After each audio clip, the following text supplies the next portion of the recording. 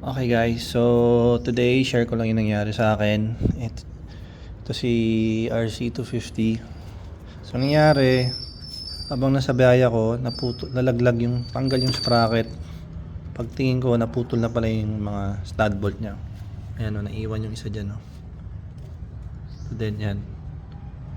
So, nung nabasag yung mga stud bolt, sinira din niya yung hub ko. Teka, shoot ko lang muna. Ano ito, no? Yan.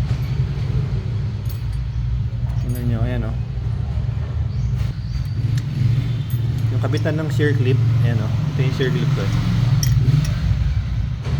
Kaya ingay yung tricycle. So, ayan. Nung naputol yung bolt, nung kumalas yung sprocket, na-attack niya yung ng shear clip, yan. Kaya nabasag. Yan siya, ganyan dapat yan eh. Nakakabit to.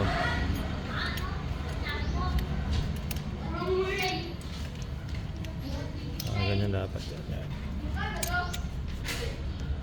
Kaso nabasag siya, so tingnan ko kung anong pwedeng gawin or mukhang kailangan ko na magpalit ng hub.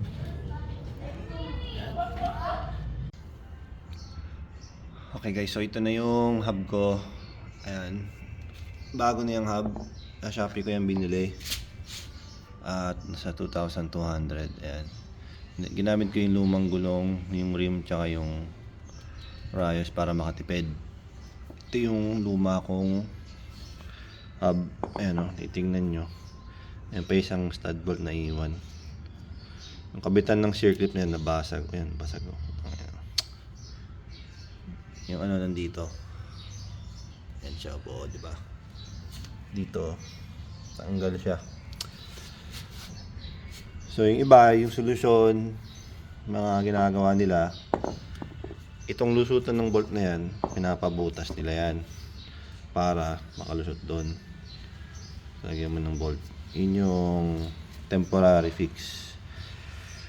Pero ako gusto ko gamitin kasi yung stock na setup eh. Ito yan si RC. Kakabit ko na yung gulong para magamit ko na rin siya.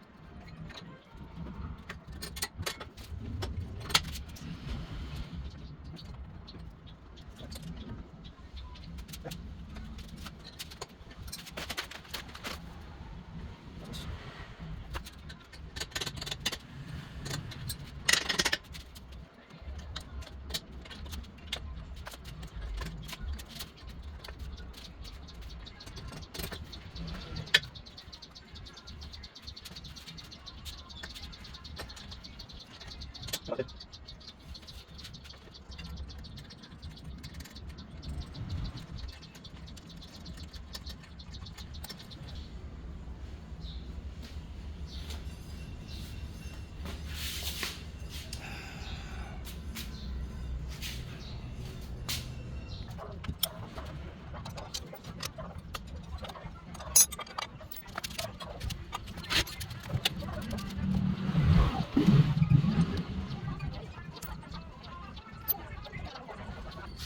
Yan guys, so nilinis ko na tong yung engine sprocket side. Tsaka tong cover nilinis ko na. Ayan. Gumamit lang ako ng brake cleaner. Oh. Brake cleaner, tsaka gasolina. Tapos inisprayan ko ng WD-40.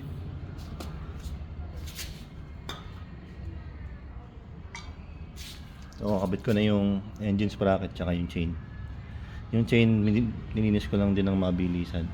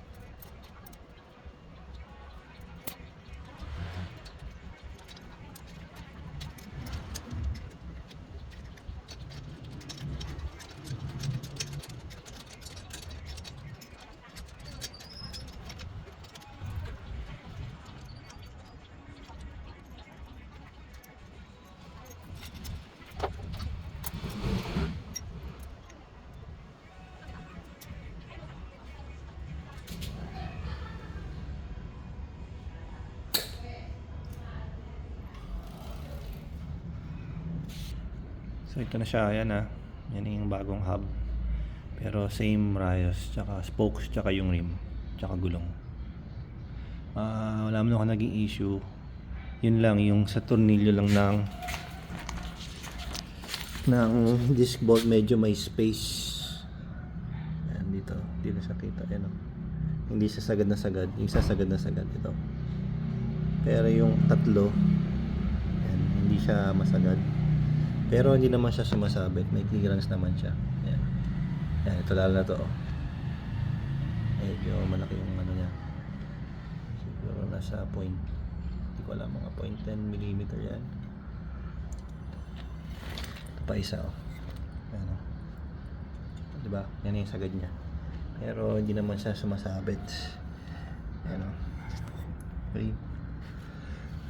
So baka linisin ko na lang yung preno next time, tsaka palitan yung hose kasi nagbabakbak na. Makunat na yung hose, nagbabakbak na yung sa labas. Papalitan ko na lang. Stop, pinalitan ko yung chain adjuster. Konting linin sa chain. Okay na. So yan tapusin ko na yung vlog dito. Lininis pa kasi ako. So thank you guys for watching. Kita-kits na sa next vlog.